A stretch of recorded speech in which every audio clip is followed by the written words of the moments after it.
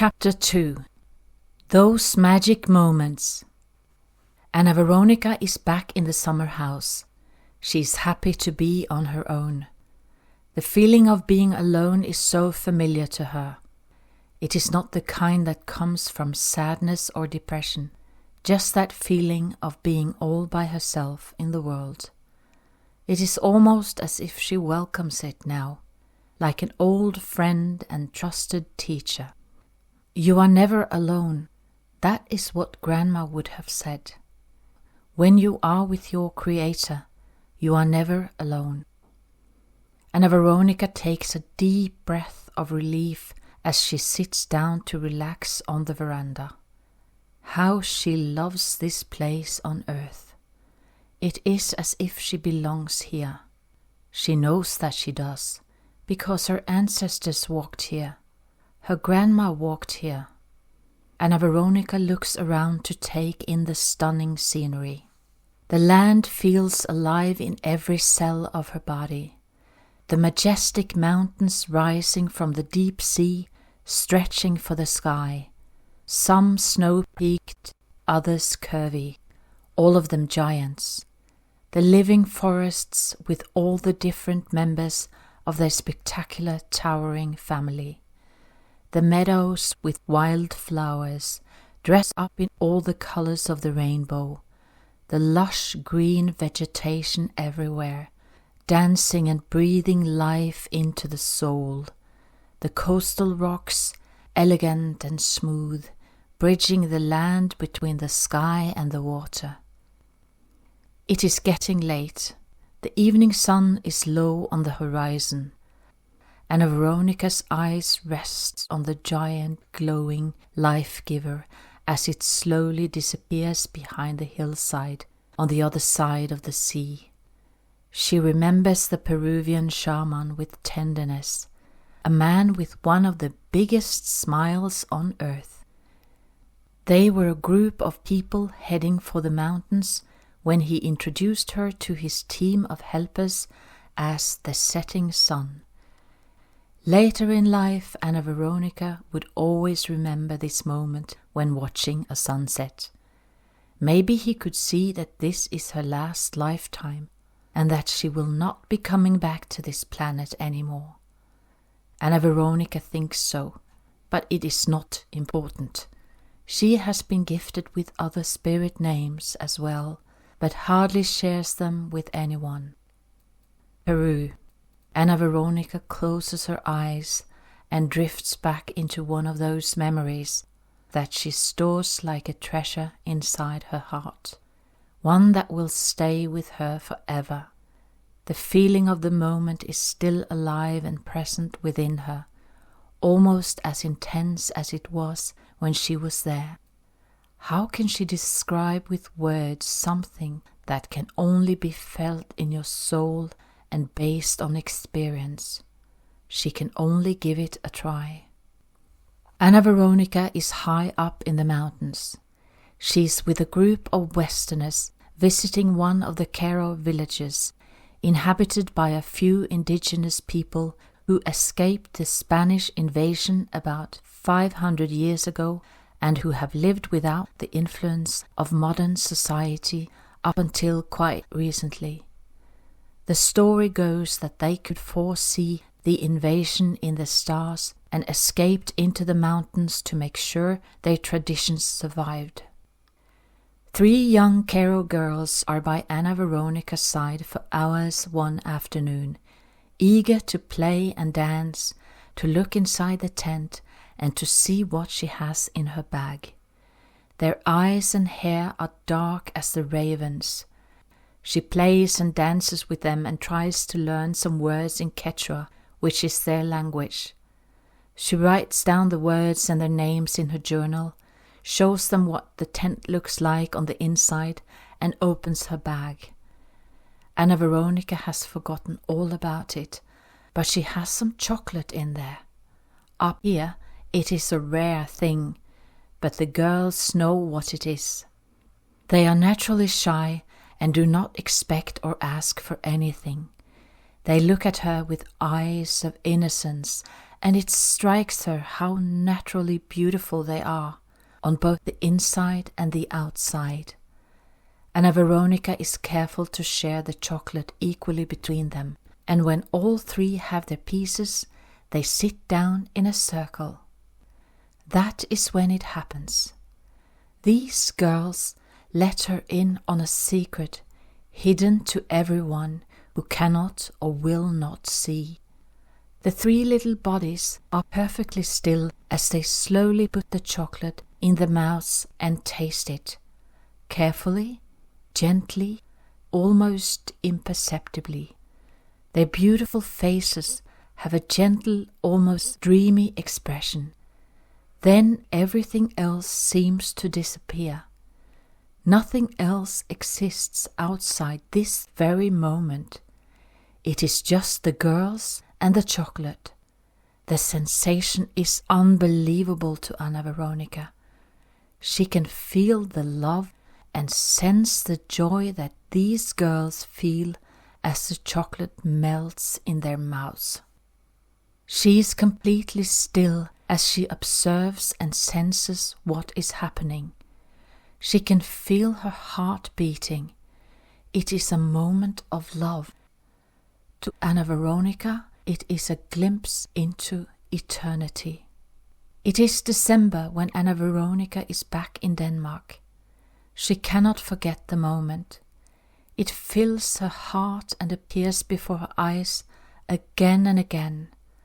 Her only wish for Christmas this year is to be able to feel, love, taste, and merge with a piece of chocolate like the three girls did. The pure delight, the never-ending moment, the eternal joy, and the love. The moment stays with her, and she knows that it will be in her heart forever. She has been given a sacred gift. How does she end up in Peru? Well, to sum up, Anna Veronica is a white Western woman who becomes a member of the biggest indigenous tribe in the world, the Wannabes. At least this is a joke she has heard, and she likes to tell it to others if it seems like the right setting. Most people laugh when they hear it. The truth, however, is somewhat different. Like hundreds of thousands, maybe millions of others on the planet, mostly in the Western world, Anna Veronica embarks on a spiritual journey. Why? She is not even sure anymore, but thinking back, it must have been some kind of quest, a longing for something else. What that something else was, she did not know, but somehow Anna Veronica felt that there had to be more to life. Anna Veronica has been interested in indigenous culture and healing for many years when she meets this man that she used to know in her early 20s, but has not seen or heard from, nor thought of, for almost 25 years. The workshops, the retreats, the teachings, the meditations, the sweat lodges, the trips to other countries, the shamanic group, the fasting, the vision quest, the grandmothers, the ceremonies, they have all been part of her journey, all uplifting, insightful, and meaningful to her. They are also the guiding light to some of those moments that she will never forget. Anna Veronica sits on the veranda until the sun has gone down. Then she whispers, "Good night, Grandpa. See you tomorrow." It is a habit she has, her own little sunset ceremony.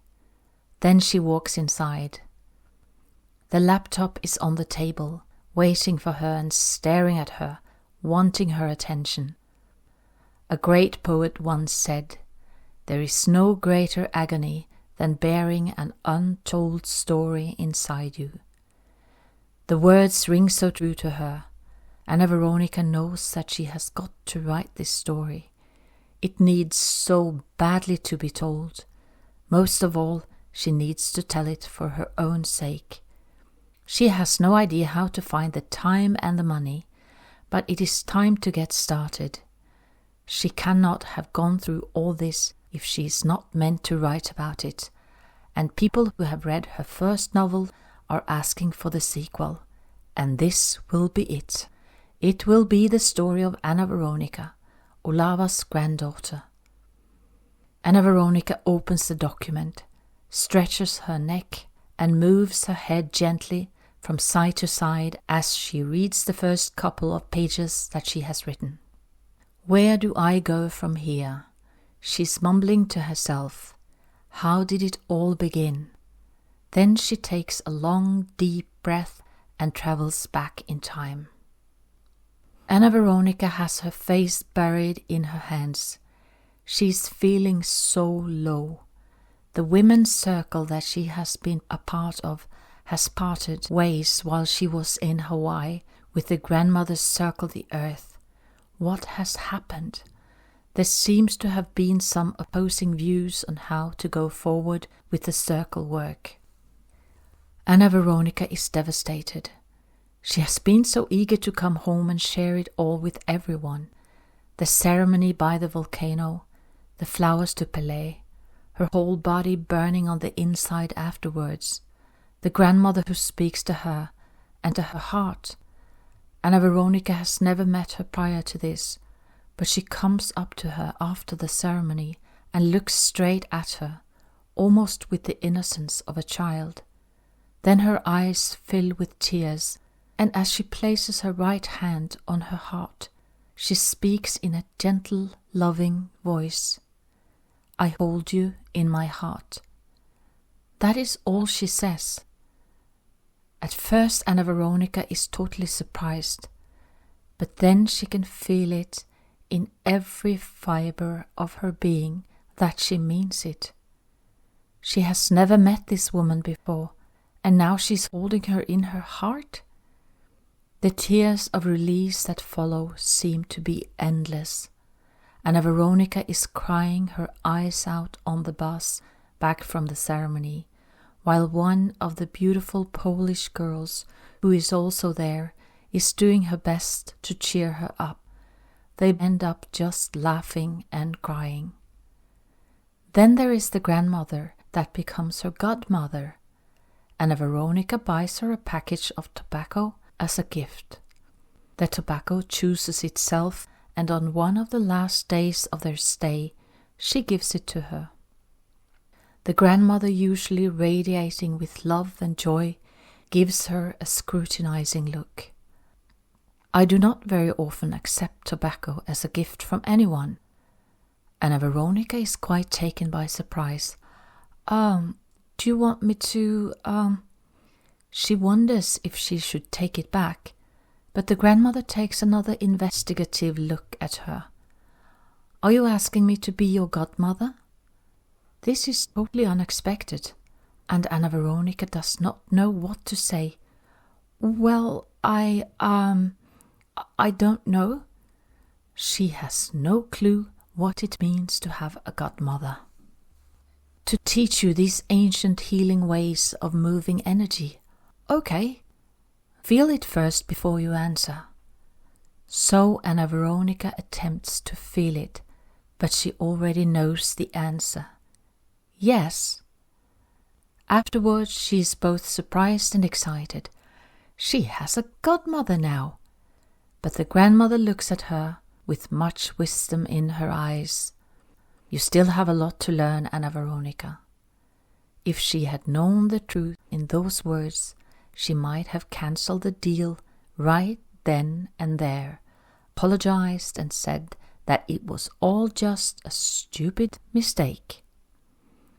There is so much more from her trip to Hawaii that she has been eager to share in the circle, but now the circle is no more. Why does it hit her so hard? Is it the loss of some kind of hope? Anna Veronica remembers the grandmother's words to everyone in the first circle. We believe that we've sat in a circle together before. The beautiful elderly woman smiled at the altar in the middle and nodded her head gently before she continued. Our ancestors are here to tell us something. The circle is the answer. Anna Veronica remembers it all so well, but now the circle has split, and on top of this there is a horrible story on the news. She avoids it most of the time, but this one reaches her. There has been a gruesome attack on a young girl in India. Anna Veronica cannot fathom how anyone can commit crimes like this. Several men and one young defenseless girl. How can anyone do such things? She's starting to feel depressed and discouraged. It is impossible for her to understand all the suffering in the world. Why? And the children, the innocent children. What is wrong with this world? After days with questioning thoughts, one afternoon, Anna Veronica lowers her head, closes her eyes, and asks a question. Why am I here? What am I doing here? Why am I here? The moment she asks, the answer immediately comes to her inside her head. You are here to find love. Anna Veronica forgets all about it until 10 days later, when she receives a message on Facebook. It reads, Hi Hop, Anna Veronica. A blast from your past here. I see you live in Denmark now. Do the Norwegians see you as a traitor? I have been living and working in southern France for the past 4 months and lived with Morgan for 6 weeks. We have stayed in touch over the years. I also keep in close touch with Lucas and used to pop up and see him every month when I was living in London. I'm sure you remember them. Do you keep in touch with any of the other Norwegians from the time on the resort? Trina or Maria? I don't really use Facebook that much, as I get bored of all the rubbish people write. I'll send you my personal email. It would be nice to hear from you. Kisses.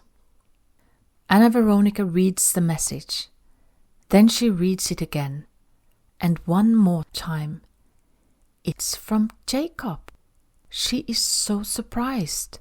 How many years have passed? She searches her memory. It must have been 24 years since they were on the ski resort with a group of other adventure seekers, most of them from England and Norway. She has not thought of him in all these years, and now, just like that, out of the blue, he sends her this message. Anna Veronica cannot help but smile. She was 21 back then, and so in love. He was 23, and they were together for a few months. It was the time of her life. Then she had her heart broken, big time. But it's such a long time ago. She has not thought of him for all these years. Anna Veronica begins to write him an answer right away. Hi Jacob, it's so nice to hear from you. I can't believe it's been so many years. Yes, I live in Denmark now and have done so for almost 23 years. I hope nobody in Norway sees me as a traitor. I shall have to start asking people about that. Yes, of course I remember both Morgan and Lucas. So nice to hear you've kept in touch with them. I've kept in touch with Trina over the years. We meet every now and then or talk on the phone. That is mostly when one of us gets a year younger. None of us have kept in touch with Maria. Southern France sounds awesome. Whereabouts are you? I hope life is and has been good to you. Are you planning to stay? Big hug from Anna Veronica. She pushes the send button, and only a few moments later there is an answer. Hi Hop, Anna Veronica. It's shocking to think that it is 24 years since the heyday of the ski resort. I still look back at it as the best year of my life. Thomas probably told you that he came to stay with me in London for a few days, a few years ago. Him, his wife and his kids. How many children have you got? I think Thomas told me 3. I have one son. He's 22 and at university. So what made you move to Denmark 23 years ago? I work as a bus driver not far from here, and I see Lucas every week or two. Neither of us has changed that much. Well, I say that. We're losing our hair, me more than him. I still play football at the ripe old age of 50. Wouldn't it be great to meet up and talk about the good old days? Do you think of the time on the ski resort much? Life has never quite had the same buzz since. I don't think. I have spoken to Pierre several times. In fact, he called me just before I left for France. I missed his call and forgot to call him back. I told him to get on Facebook, though I rarely use it myself. It gets on my nerves a bit. One day soon I'm hoping to go on holiday to New Zealand with Lucas. I've been saying that for years too. I don't know how long I will stay in France. It's nice, but I'm not too keen on the work. Will you stay in Denmark? Take care and look forward to hearing from you. Come, Jacob. Anna Veronica laughs. He has looked up how to spell hugs in Danish. She immediately begins to write another answer. This is how it all begins. They write to each other about all kinds of things. Jacob has moved from England to southern France to work there as a bus driver. Going to France is a dream he has had since he was a young man. His wife and grown-up son are living in the UK. Anna Veronica tells him about her children, the divorce, and her work as a teacher. She also tells him that she has just moved and is renting a place for 3 months while the owners are out traveling. Her old home was almost an hour drive away from her work, and besides, they had put the rent up quite a bit, so she decided to move. Years later, if Anna Veronica had known what she was about to go through, she would never have believed it. In fact, if anyone had told her what the journey would be like, she would have run for the hills, hidden in a cave, never to come out. Nevertheless, it did happen.